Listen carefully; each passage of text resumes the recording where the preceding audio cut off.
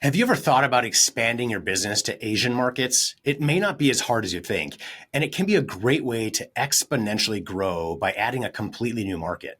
Today's guest started his business in Taiwan, grew to several other Asian countries, and only recently expanded to North America.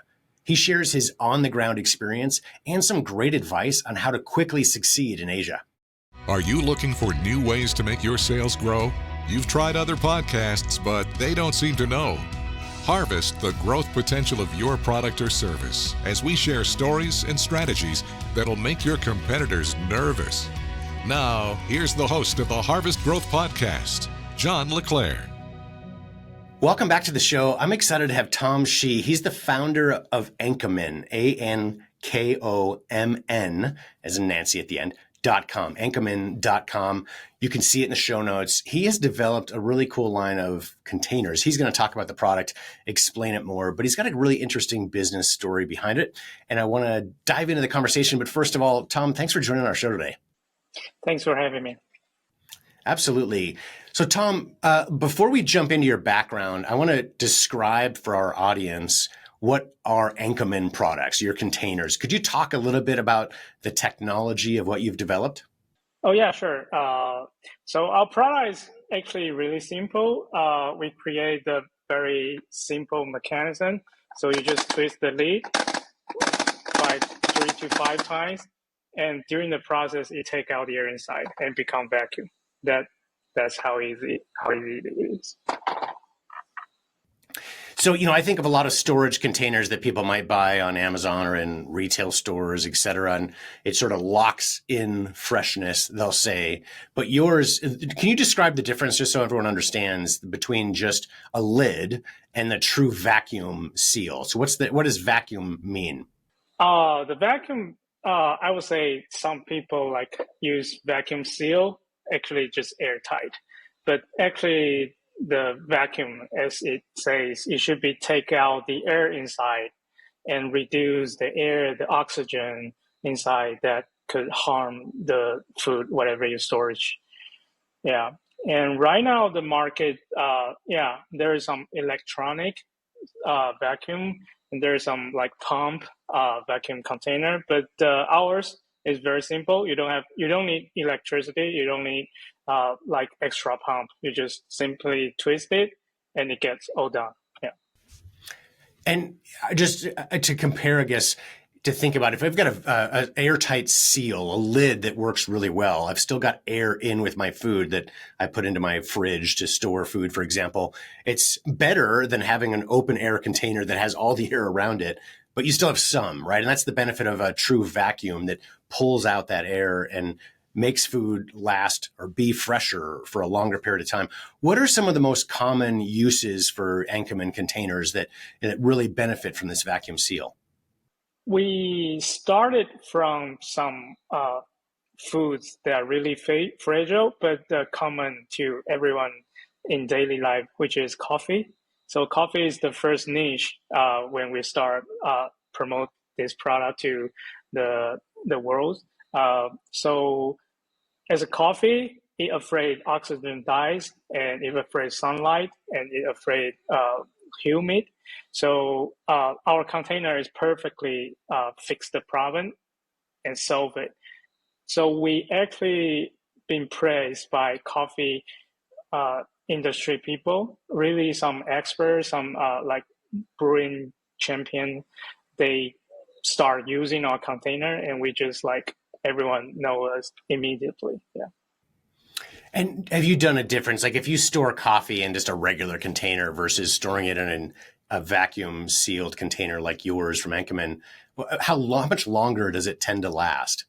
Okay, so based on the Q grader, which is one of our affiliate, he's testing very hardly. They say if we use the regular coffee bag and our container, after 7 days you will start testing difference. After 2 weeks, you will feel significant difference on the flavor, on the how it tastes, and amounts our product. Yes, of course we still get a little bit degrees, but it just slow down everything. average, we are extending the like coffee. We extend it 3 to 4 times longer than what it was. Yeah. And it's great, because a lot of people purchase expensive coffee, right? It's, could be some sort of fine coffees, et cetera. And to be able to extend that life, because you're not drinking it typically all at once, right? These are big containers of coffee often that are used for a long period of time. So it's to have that useful life, it really brings back some great value, but improved experience too. I think, as you mentioned, some people just live with it where their coffee might get worse and worse just if they're not stored correctly, right? Because the flavor profile or flavor goes away. So it gives you a better, either a longer experience before you throw away or a better experience of taste if you're going to keep it long, I guess either way, not just from a safety perspective, but from a pure quality and taste perspective. So let's talk about your background. How did you get into this business before? You haven't always been launching products. Can you talk a little bit about what you used to do before launching this company? Sure. I was a mechanical engineering degrees, but after I graduated, I actually joined a trading company and doing it as a sales job. Because my language skill, I start help the company selling their product, which was some memory card. That was an old time that our cell phones still have to use the memory cards to put in and get some extra memory. And we trade memory cards, and later as iPhone came up, we start doing accessory for iPhone 3, iPhone 3S, and we do like leather case for iPad when Jobs still alive. And we really earned a lot of money at that moment. And I get promoted really quickly because I helped the company expanding their business so quickly. And we probably like doing 4 or 5 millions every year. That's how we were. And yeah, so I was actually start from trading business, but our company has some litigation, patented issues with the other company, and start making a lawsuit and burn out some energy and money. And after that, we just decide to stop this. And the founder of that company just like close the company and take the cash away, and like it's already like somehow like work out. And he really make a lot of money, so he can live with it. Yeah. So but but in I still like, I'm 25 at that time, so I was seeking for the next project for my life. And I mean this so I noticed that because I bought a product from a big brand. They're doing the pump vacuum container, and I just noticed that their product has some problem. It's not because the pump, I mean, is okay, but they can really not keep the container sealed for over 3 days. I mean, which is after 3 days, the container is just like usual container. So the vacuum, what they claim, is like actually a false claim. And I think I can definitely do something better than them. And yeah, that's where the things start. Yeah. And I know a next step for your business is to bring in a bigger way your line of products from Asia, from Taiwan and the surrounding areas, over to the North American market to help expand and continue your growth. And you've got some sales. First of all, for the benefit of our audience, how can they currently buy your product here? Most of our audience is in North America. What's the best way to buy or to search out your products?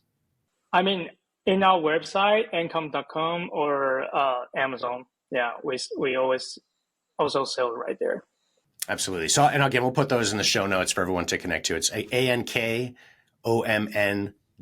And of course, you can search that same. Yep, correct. And we'll add that to, you can find it on Amazon by searching the same letters as well. So let's talk about your current success. You've had a lot of sales in Asia so you're currently in Taiwan. and you sell in several countries around you in the sort of Asia and Asia Pacific area. What are some of the differences? So benefit if our audience is thinking about maybe they've got a successful business here in North America and they want to expand to Asia, what are some of the learnings, I guess, or some of the recommendations you would have strategically for them to succeed in Asia? I think I didn't succeed in North America, but I did get some succeed in Asia market. So in Asian market, I think the more you are doing is working with people. It's like the old days. I mean, you go to retailer, you talk to them, and you go distributor, talk to them, and you spend a lot of time with people, and to like they then convince that your product is really works, and they help you carrying. Actually, the distributor in Taiwan or Japan, Korea, they carry the product. They will help you promote it. That's the first big difference when I first enter in North America, because North America the distribution is like, oh, they bring the product in and that's it, and they don't do any like advertise promotion for you. But in Asian market, actually, the distributor do help you advertise your product. So what if I have any suggestion to your audience that you already got successful business in North America and you want to expand your business in like Japan, Taiwan, or Singapore, Thailand, the most important things you have to do is like you have to find the right person. You can focus in on one or two distributor and talk with them several times, even fly here to discuss with them the detailed strategy and see how their office and where they sell to. Once you establish the connection with them, they will help you to promote the product locally, and they will help you to solve the problem here. Because I think, yeah, I mean, different culture, people think different, customer think differently. So a good distributor will help you to make it localized and make it convinced by like the people here in Asia. Yeah. So finding a good distributor is very important. Yeah. And I want to talk about the language a little bit, because some of our audience may think, well, I don't speak any of the languages from Asia. Well, I haven't asked you this question, but I'm assuming you don't speak all of the languages for the markets that you sell to, selling to Thailand, to Japan. Is that correct? So, I guess, how do you communicate? Is it best to find a distributor in each local market that you work with? Maybe if coming from North America might be, that speaks English, or, I guess, I don't know. What's your advice on that? If not knowing the language or the customs and cultures, is just going to an individual distributor in each of the markets the best approach? I think most of Asia countries, they speak English very well, especially someone distribute the product. They certainly have some people with a good English skill that can communicate with you. But that Japan is a total different story. Japan has their own culture, has their own language. They don't speak English so much, but so in Japan, business is really comparatively hard to break into. Mostly, you have to find some Japanese that with very overseas skill, but it's hard to find compared to other countries, to be honest. Yeah. And you've had some success in finding distributors in most of these countries. How do you go about doing that? Like, where do you even get started going into a new market in Asia to find good distributors? All right. So in Asia, I do is exhibition, still the old way. We do exhibition in Taiwan, Thailand, Japan, South Korea. And during the exhibition, that some local distributor will get interesting about your product, and you can book with a time with them. So there's 4 days exhibition, so you will stay like 6 days. So you can use the rest of 2 days to visit some distributor that you met at the show, and you can visit their place, then discuss the potential opportunity right there. Yeah. So in Asia is really like face-to-face business. I mean, people here like they trust the people they saw and they meet, and that really makes business much more easier in Asia. So I encourage you, if you want to expand your business to Asia, come here and join some like relate to your industry, the exhibition, and I'm sure you'll get some interested. Yeah. And you can maybe confirm this better than I, but Asia, when you're coming from North America, it's far, right? It's far away. But once you're there, a lot of the markets are relatively close. Like there can be short haul flights between each market. So, turning one trip into visiting multiple countries is much easier and less daunting than thinking about, a flight to just one country and then, a month later going to another one. But try to plan your trips and they can be much closer than you think. Coming from the U.S., from U.S. is so big, right? Going from one side of the country to the next is a big flight generally, and that same distance or time in the air can get you to one or two other countries within the Asian market. So planning ahead, like you said, getting face to face, finding these opportunities. Obviously, start online to find the right people, the right distributors, et cetera, but build relationships in person. This has all been really helpful. Well, Tom, is there any other thought or piece of advice you have for our audience?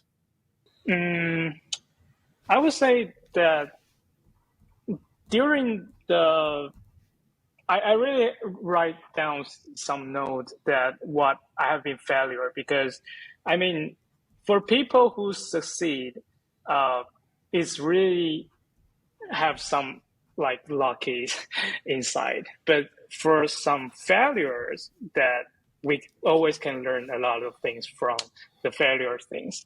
And first of all, I just talk to you is like, if I can start it once again, I will change my brand name to more familiar words that to people and easy to recognize and better to have some meaning with it.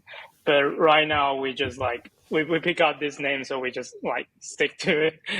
But yeah, I mean, if you are trying to start a new business, think of good, memorable names for it, and that's really important. And secondly, I would say is like being integrity with your business. I mean, yeah, make money is really important, but I really get a lot of time that short of cash flow and have a lot of problem. And I'm being very honest to my customer, being very honest to my supplier. And it's just like everyone start trust you more, or they start helping you once you start talking to them the truth that what you have been encountering. I think the most difficult time for me is like I actually developed the first type of vacuum container, and that type is so expensive, and I really make a lot of mistake in that models, and I have to invent the second generation, but I don't have time and I don't have money with it. Pretty like going to bankrupt in the next few months, but that time I talked to the supplier and I'm being very, very honest to him what the situation is and what I've been encountered. And later he decided to be an angel investor and help me do the founding. And other than that, he helped me to create a second molding and let me pay afterwards. So I think for that things, I just really being honest to everyone, to my staff and to myself, to my family. I know sometimes you get failure, but if you've been honest to the things and people is willing to help you. I mean, everyone gets some problem. Everyone have the low period of time, but we all get that. So like even for me, I help some startup in Taiwan and trying to teach them some information that I've been learned in past few years. And that's all the things I keep mentioning about, like being honest to people. And you will get a lot of reward for that. Yeah, that's what I thought. No, I'm so glad you shared that. That's great advice. There's, I believe, nothing more important than integrity in running a business. And when you have that, as you said, you can, once people know they can trust you, you build a relationship with them that they know they can count on. And it may be, as you mentioned, a supplier that you're having trouble paying for a period of time. And, businesses, they're run by people, and people have been through hardship. They understand as well. And as long as you're honest, open, and upfront, and working with them to work through issues, whatever they might be, financial or potentially something else, be open. Don't avoid sharing problems that you might be going through. Again, with trusted parties, with relationships, build that relationship, a solid foundation first, through integrity, through honesty, and through relationships, and especially face-to-face. That's a great piece of advice in general, and working through business. With all that working together, it really does help you to succeed. Well, I do want to encourage our audience, go check out Tom's products, his line of products, at either on Amazon by searching Ankomn, Ankomn, containers or anything like that, or you can go to Ankomn, Ankomn.com. Again, it's in the show notes if you're driving. Go check it out later. But it's a great line of products, a really cool technology, and you got to see it to fully understand it. Tom showed us a quick example if you're watching the video of the podcast in the beginning, but go check out the website. You'll get the full story and see what they've done. Built a really successful and fun business. Also, did you know you can meet with a member of my team absolutely free for a 30-minute strategy consultation? We've launched and grown hundreds of products since 2007 and learned some of our strategies while growing OxyClean back in the Billy Mays days. We're here to help. So please go to harvestgrowth.com and set up a call if you'd like to discuss further.